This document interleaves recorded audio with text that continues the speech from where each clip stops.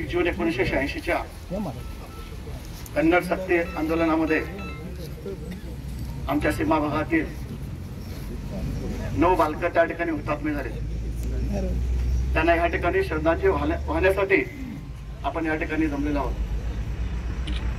या देशामध्ये बरेच क्रांतिकारी लढे या ठिकाणी झालेले आपण पाहतोय, पण महाराष्ट्र मधला त्या कर्नाटक मधला जेव्हा भारताला स्वातंत्र्य मिळतंय आणि आम्हाला महाराष्ट्रातून कर्नाटकामध्ये डांबलं जात आहे, हे बहुभाषिक लोक आजही कर्नाटकामध्ये महाराष्ट्रात जाण्यामध्ये तळपडत आहेत।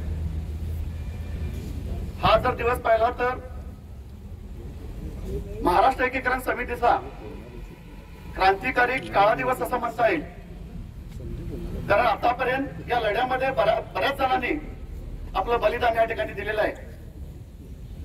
आमची एकच मागणी आहे, या ठिकाणी आपली मराठी भाषा, आपला हा भाग हा महाराष्ट्रात विलीन होण्यासाठी आम्ही तडफडत आहोत। आम्ही या ठिकाणी कुठल्याही जातीचं राजकारण करत नाहीये, कुठल्या धर्मासाठी आपण लढत नाहीये, फक्त आणि फक्त आमच्या या मातृभाषेसाठी, आपल्या मायभूमीमध्ये जाण्यासाठी आम्ही या ठिकाणी लढत आहोत। या केंद्र सरकारला आणि कर्नाटकच्या सरकारला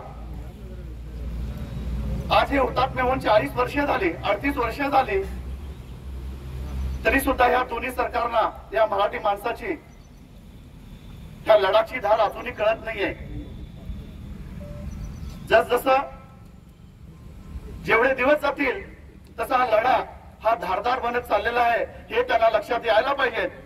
कारण त्यांनी म्हणतात हा प्रश्न संपलेला आहे, पण जेव्हा जेव्हा त्या ठिकाणी आम्ही लढे दिलेले आहेत तेव्हा तेव्हा याची धार वाढलेली आहे। त्यासाठीच मला समस्त या जनतेला सांगायचं आहे, जेव्हा आपली संस्कृती, आपली भाषा जेव्हा संपते त्यावेळेला इथला माणूस सुद्धा संपणार आहे। त्यासाठी प्रत्येकानं जर या ठिकाणी मनात मराठी माणूस म्हणून तुम्हाला जर जगायचं असेल तर हा लढा हा तीव्रतेने आपण हाती घेतला पाहिजे, तेव्हाच आणि आपला हा सीमा प्रश्न सोडून घेतला पाहिजे, तेव्हाच या हुतात्म्यांना ही खरी श्रद्धांजली ठरेल असं मी या ठिकाणी सांगतो आणि थांबतो। जय हिंद, जय महाराष्ट्र।